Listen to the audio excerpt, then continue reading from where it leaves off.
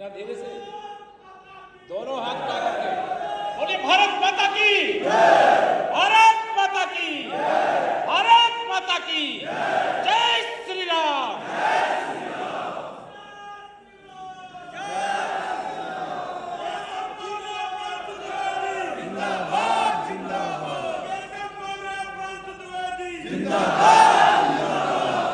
Bharatiya Janata party के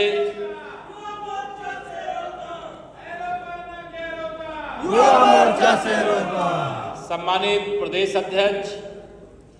बल्कि 2047 में विश्व का नेतृत्व करने वाला भारत बनाने का सवाल है, विश्व गुरु बनाने का सवाल है। इसलिए आज इस प्रदेश कार्य समिति के बाद मैं आप सबका यही आह्वान करूंगा, 2024 का चुनाव करो या मरो, इस लक्ष्य के साथ हमारी ताकत, हमारा समर्थन, हमारे संगठन की ताकत है, हमारे साथ देश की और प्रदेश की जनता का भारी समर्थन है। हमें केवल क्या करना है, जो समर्थन है उसे वोट के रूप में बूथ तक लाने और कमल को खिलाने के लिए उनको प्रेरित करने का काम करना है। मुझे पूरा विश्वास है 2024 के लोकसभा चुनाव जीतने के बाद देश का और देश के युवाओं का भविष्य उज्जवल होगा, क्योंकि माननीय नरेंद्र मोदी जी के नेतृत्व में जब पूरी दुनिया उनके पीछे खड़ी हो जाती है तो सबकी छाती 56 इंच की हो जाती है, सबकी छाती 56 इंच की हो जाती है। जब अमेरिका का राष्ट्रपति, आपको याद होगा कभी माननीय नरेंद्र मोदी जी को अमेरिका जाने का वीजा नहीं दिया जा रहा था, याद है कि नहीं याद है? याद है। और आज इसके प्रभारी पंकज सिंह जी का स्मृति चिन्ह देकर के उनका अभिनंदन करें।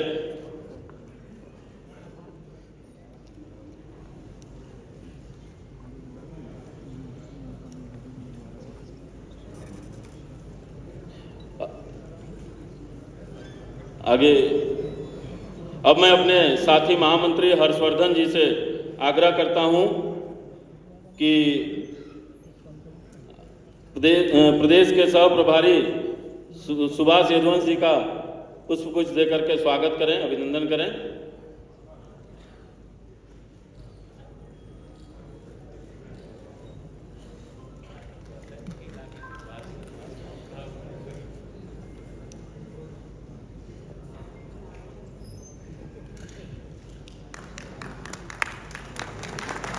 मैं अपने साथी महामंत्री वरुण गोयल जी से आग्रह करता हूं कि अपने प्रदेश के यशस्वी अध्यक्ष श्री पांशु दत्त द्विवेदी जी को पुष्पगुच्छ देकर के उनका स्वागत करें।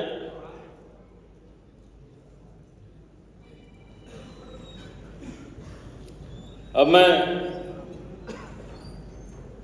बड़ी बहन अर्चना मिश्रा जी के स्वागत के लिए अपने प्रदेश के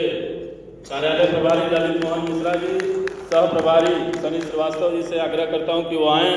और बहन अर्चना मिश्रा जी को पुष्पगुच्छ और प्रवेशिका पहनाकर उनका स्वागत करें।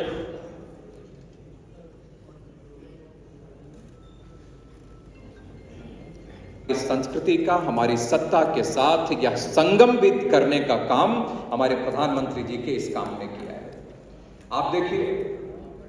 कि नौजवानों का यह, कि नौजवानों के बीच में मैं हूं और हमेशा जो उद्घोष प्रधानमंत्री जी ने हमेशा किया है वह उद्घोष, ये राष्ट्र निर्माण का उद्घोष जो प्रधानमंत्री जी करते हैं, तो आने वाले समय में उस उद्घोष के आधार पर मैं कह सकता हूं कि वैसे भी इस देश के जो पूरी भविष्य में कहानी अगर कोई लिखने वाला है तो वह कहानी तो इस देश के जो उज्जवल भविष्य की कहानी कोई लिखेगा तो इस देश के करोड़ों नौजवान ही तो इस देश के उज्जवल भविष्य की कहानी को लिखने वाले हैं। इसीलिए आज देखिए कि कई बार हमारे देश की संस्कृति, परंपरा, हमारे आध्यात्मिक प्रतीक चिन्ह, इन सब के ऊपर लगातार चोट पहुंचाई जा रही थी, लेकिन उसके बावजूद कांग्रेस की सरकार, समाजवादी पार्टी, बसपा और अनेक दलों की जो सरकार रही, वह निरंतर यह आंख बंद करके, मुंह बंद करके वह लगातार बैठे रहे और देश के ऊपर, देश की संस्कृति के ऊपर लगातार आक्रमण और चोट पहुंचाया जाता रहा, लेकिन विपक्ष हमेशा उसमें चुप रहा है। और जब जब भी हमारे प्रधानमंत्री जी ने इस देश में भगवान श्री रामचंद्र जी का नाम लिया हो, चाहे फिर हमारे देश की संस्कृति, परंपराओं को, उसका संरक्षण, उसका संवर्धन करने का काम और प्रयास किया हो, तब तक हमारे ये विपक्ष के लोगों ने प्रधानमंत्री जी के इस काम पर उंगली उठाने का काम किया है, सवाल खड़े करने का काम किया है। भगवान श्री रामचंद्र जी के अस्तित्व पर भी सवाल खड़ा करने का काम विपक्ष ने हमेशा किया है। लेकिन हमारे प्रधानमंत्री जी कहीं पर भी रुके नहीं, घबराए नहीं और निरंतर वह आगे बढ़ते रहे, क्योंकि वो उनको इस बात को यह भली भांति जानते हैं कि कोई भी देश अगर आगे, वही देश आगे बढ़ा है जो अपनी देश की परंपराओं पर, अपने रूट पर, अपने जड़ों को पहचाना है, अपनी परंपराओं पर, अपने ट्रेडिशन पर हमेशा गर्व किया है, वही देश हमेशा आगे बढ़ा है। चाहे कोई चुनौती रही हो, उससे आगे निकलने का काम भी सफलतापूर्वक उसी देश ने किया है, चाहे वह किसी भी कालखंड में किसी भी देश का आप इतिहास उठाकर देख लीजिए। लेकिन दुर्भाग्य से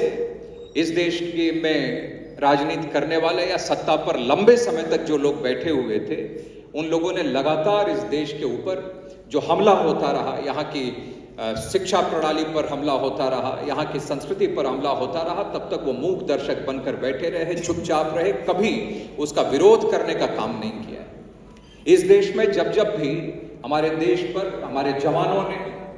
अपने पूरे जीवन को ही भारत माता की रक्षा के लिए, अपने पूरे जीवन को फूल की तरह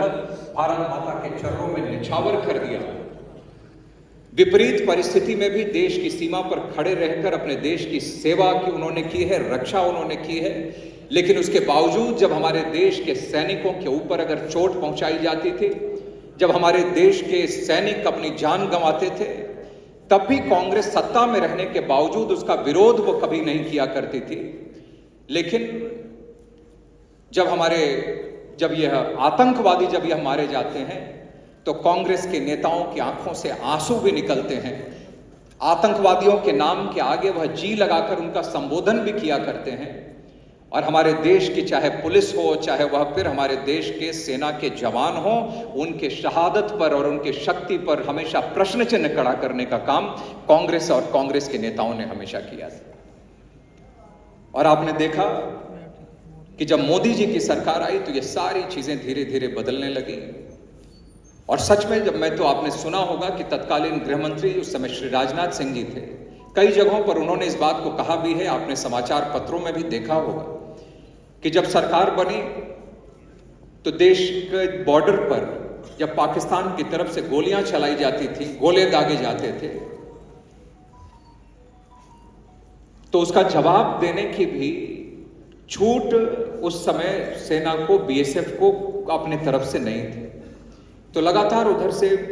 गोलियां चल रही थी, गोले दागे जा रहे थे, लेकिन यहां से बीएसएफ और सब ये जो जवान थे वो शांत बैठकर वो देख रहे थे, क्योंकि उनको छूट नहीं थी, उनको आजादी नहीं थी, निर्णय लेने की आजादी नहीं थी। लेकिन इसका अंदाजा आप लगा सकते हैं कि ऐसे में हमारे जवानों के मन में कितनी कुंठा से वह भर जाया करते होंगे, क्योंकि सारी क्षमता होने के बावजूद वह उनके हाथ बंधे हुए थे, क्योंकि कांग्रेस की तत्कालीन सरकार उनके हाथ को बांध कर रखती थी। तो उस समय लोगों ने उनसे पूछा, अधिकारियों ने वहां से पूछा कि साहब ये उधर से पाकिस्तान की तरफ से गोलियां चल रही हैं, इस पे हम लोगों को क्या करना है? तो उन्होंने पूछा कि अभी तक आप लोग क्या कर रहे थे? तो अधिकारियों ने बताया कि अभी तक तो कांग्रेस के सरकार में यह हुआ करता था कि जब तक उनसे हम लोग पूछ न लें, तब तक उनको गोली चलाने का, जवाब देने का अधिकार नहीं था। तो इसीलिए भारत के छोटे छोटे गांव में जो नौजवान रहते हैं, वो भी आज एक वी कैन डू ऐसे स्पिरिट के साथ आज वो खड़े हैं। आज भारत के बाहर भी जितने भी भारत से जुड़े हुए नौजवान हैं, वो कनाडा में हो सकते हैं, ऑस्ट्रेलिया में हो सकते हैं, उनके मन में भी आज एक नया स्वाभिमान का उजागर हो चुका है। यह सबसे बड़ा कल्चरल चेंज आज हम पूरे देश में देख रहे हैं। जब कोविड जैसे चुनौती देश के सामने आई, हमने सिद्ध की कि हम विश्व के सबसे बड़ा, सबसे तेज गति के और सबसे सस्ता वैक्सीनेशन ड्राइव हम करेंगे और हम पूरे विश्व के सामने वो करके दिखाए। The world's largest, fastest, most digitally secure and the cheapest vaccination drive पूरे विश्व के सामने भारत ने कर दिखाई। This is the can do spirit जो नरेंद्र मोदी जी ने पूरे देश को सामने, विश्व के सामने देश को दिखाया।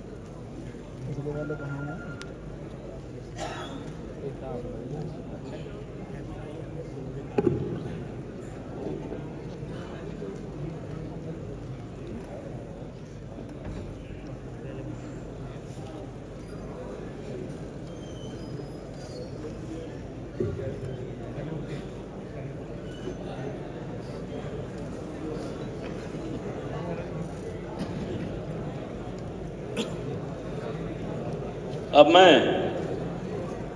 वंदे मातरम गीत के लिए बहन सुधा पाठक जी को आमंत्रित करता हूं कि वो अपने